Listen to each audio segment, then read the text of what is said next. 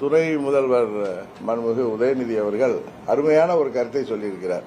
எங்களது வெற்றியின் ரகசியமே பழனிசாமி தான்.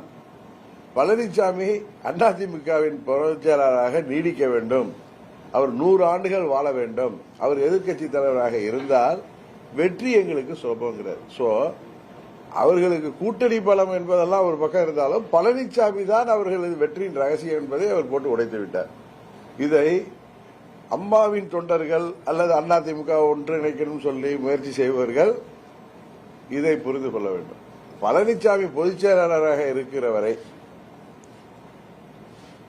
அது திமுகவுக்கு வெற்றியை தரும் என்று அவர் துணை முதலமைச்சர் சொன்னது நீங்கள் வேண்டுமானாலும் வேறுபாடாக பார்க்கலாம். அது அவர் உண்மையை சொல்லியிருக்கிறார்.